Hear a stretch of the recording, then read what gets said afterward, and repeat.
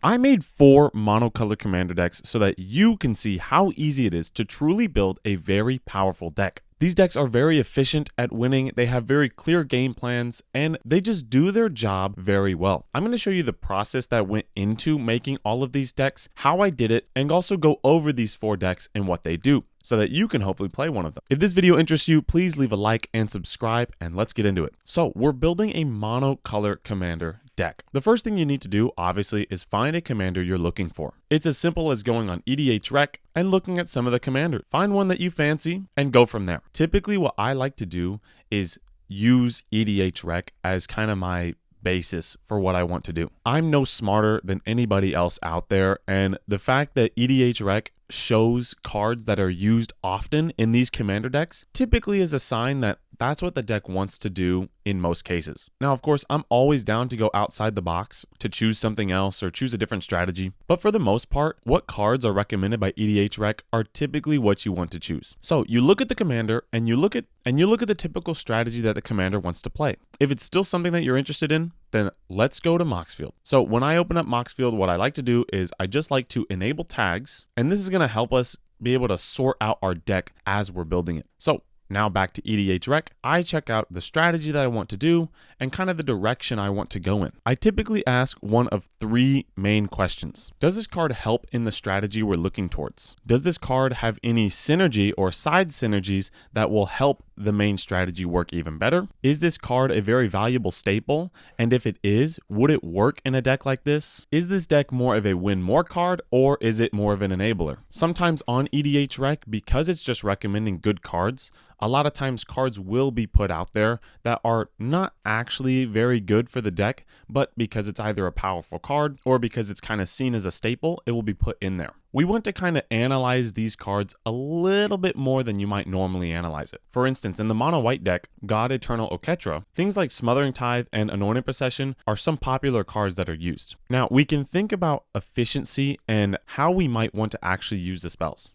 In something like God Eternal Oketra, we want to be able to cast our creature spells often. So something like a Smothering Tithe actually would be pretty decent because you're getting a lot of mana. And because you're making creature tokens, you might think Anointed Procession's pretty good. The only thing about Anointed Procession that we're a little bit weary about is when we're casting these creatures, we're already making enough tokens. Doubling them could be great, but 4 mana on Anointed Procession, when we're trying to go fast with something like this, we're not quite sure if it's going to work out. We can also look for other options that might make this a little bit better. We can look to either add more creatures into our strategy, which can help. We can look to add different token doublers, or we can look for more efficient game finishers like Akroma's Will, which is going to help us win the game anyways. Again, it's probably good to try the cards out at least. Anointed Procession could be a really good card in this, and Smothering Tithe could also be a really good card in this deck. This is where the experimentation comes in, and this is where we make sure that maybe some cards are good, maybe they're not. This is why you play a deck multiple times to see how it actually operates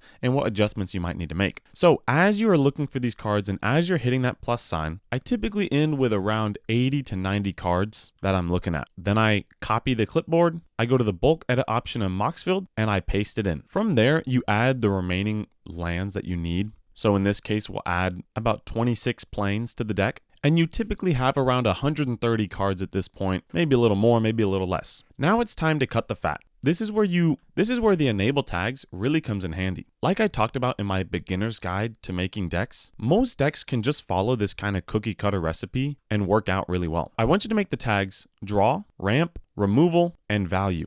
These 4 categories can honestly guide you through most of the things you need. And then you'll have one more category that's specific to your deck. In this case, this extra category is titled Protection because we have a board state that we want to protect often, and we'll put the spells in there. Then from there, I make sure to identify clearly what cards go into what category. Anything that's going to net me a couple of cards obviously goes into the draw section. In the draw section, you want to be able to have cards that can repeatedly get you card draw. A one-time spell is okay, but I would recommend if you have a one-time spell in the draw category, it draws you at least 3 cards. Otherwise, it's not super necessary. In this case, we actually do have a couple creatures that are only a one-time draw, but because they are creature spells, they actually work with the deck really well. This is where that discretion comes in. Being able to realize what cards you need, what cards work with the strategy itself, and if it's a good fit or not. Because God Eternal Oketra is more of a creature style deck, creatures that can ramp, draw, remove things, or provide value for our deck are always going to be things that are awesome, are always going to be choices that we want to make above any other card type. Now onto the ramp package. Depending on the type of deck you need, some ramp is going to be really necessary, while other ramp is not going to be as necessary. In this case, we're trying to cast a ton of creature spells every single turn, so a lot of mana is necessary. And when you're in white and ramp is not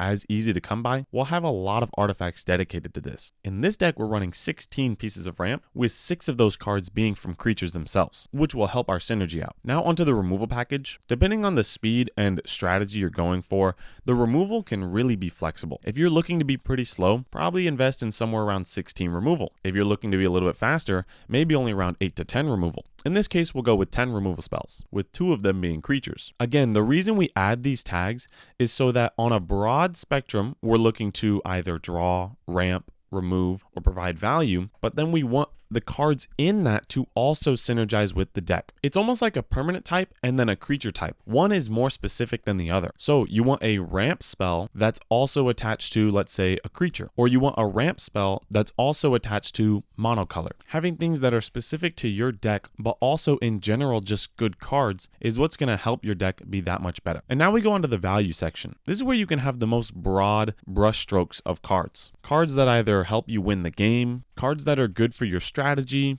or cards that are going to be super explosive for you. So in this case, we've got a bunch of creatures that allow us to bounce over and over and over again. We've got some enchantments that are going to really buff our creatures up so that we can help win the game. And we've got a couple of spells that are going to help us do the same thing. In general, your value can just be things that are good in your specific deck. That's why it's considered value. And these are the cards that should have the most synergy with your commander. So that's kind of the template that I followed. I enabled tags in my Mox field. I put broad brushstrokes of things like draw, ramp, removal, and value. I added another category that is specific to the deck. And then within each category, you add cards that are very good at doing that specific tag, as well as synergize really well in a deck specific to your commander. This is deck building on easy mode.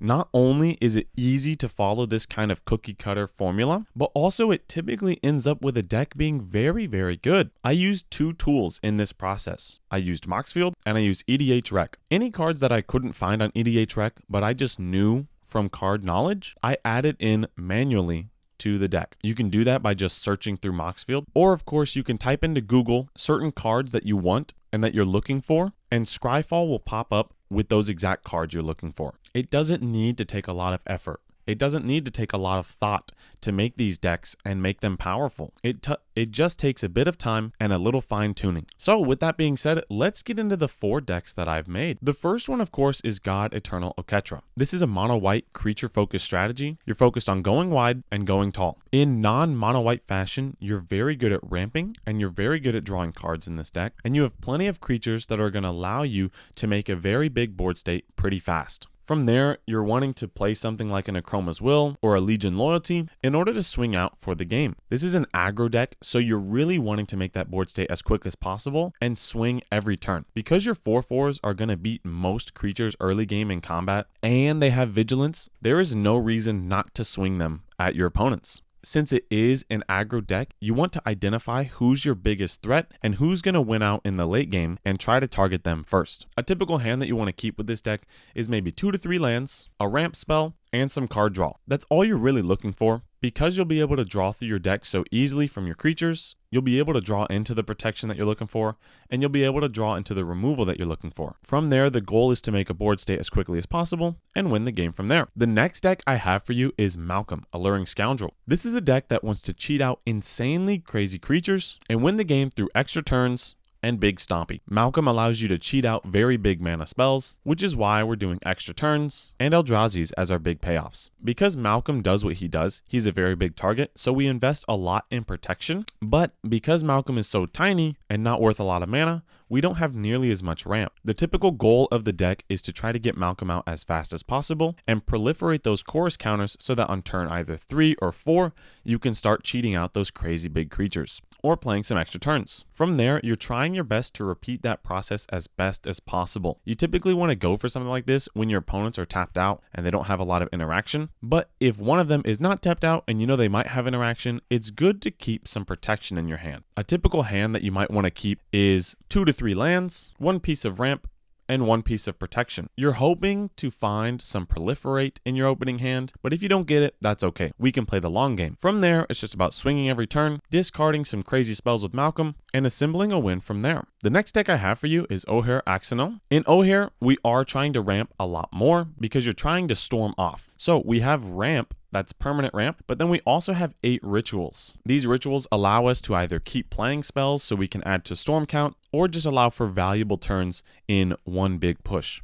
Since it's red and we're going all in, there's not a lot of protection in this deck, and Ojer Axonil is pretty easy to recur by himself. We run about 24 ways to burn your opponents down, and we have 18 ways to buff up Ojer himself. Your goal for this deck is to ramp up as quickly as possible, resolve an Ojer, buff up his attack, and start burning the table from there. If you can get Ojer to anywhere around 8 to 10 power, you just need a couple mana in order to kill your entire table. This deck is very explosive, so your goal in the early game should be to ramp and get as much permanent mana as possible, and then try to resolve most of your stuff in 1 to 2 turns. Because Ojer is going to be immediately targeted with removal, you really have to be able to storm off on the turn he either gets out there, or storm off the turn after you untap with him for the first time. This deck is the definition of mono red. It's all or nothing, but it's very efficient at what it does if you can get your combos off. Now, the last deck I have for you is probably the most powerful out of these, and this is Titania, Nature's Force. This is a landfall deck that's really trying to resolve some explosive payoffs through either power matters or go wide matters. Its ramp is actually incredible. We have 22 pieces of permanent ramp, and we have plenty of land ramp. We have 8 permanents that help us ramp, and we have 14 land ramp spells. We only have 6 permanent draw spells, but it's okay because we have a category in here called explosive, and we have 18 of these spells. These spells are either huge creature spells that we're trying to resolve, returning all of our lands to the battlefield, drawing a bunch of cards, or sacrificing our lands, putting a bunch of lands on the battlefield, any type of explosive green payoffs that we can put onto the field. The deck goes wide really fast with these 5/3 elementals and is able to resolve these explosive cards very quickly. I've had win attempts resolve on turns 5 and 4 even. Because it's so explosive, mono green does big mana things, and you just kind of assemble wins from there. This deck is really fun to play. I actually own it in person, and it still follows the same rules that we're looking for: draw, ramp, removal, and value, with some specific tags for the deck itself. So you can really apply this cookie cutter strategy to any deck, and this video is proof of that. From here, after you have this kind of layout that you're looking for, the goal really is to just fine tune from there. Play the deck a couple times, see what cards you might want to add, what cards you might want to remove, and use that refining process to make the best deck for yourself. The deck doesn't have to be perfect the first couple times you play it. If it's a strategy that you want to play, using this cookie cutter strategy is going to get you as close as possible to playing it right the first time. Then you refine from there. If you guys enjoyed this video, please feel free to like and subscribe. I hope this video has been valuable to you, and I hope you can use this information to go build yourself a very powerful mono deck. Thank you guys so much for watching, and I'll see you guys next time.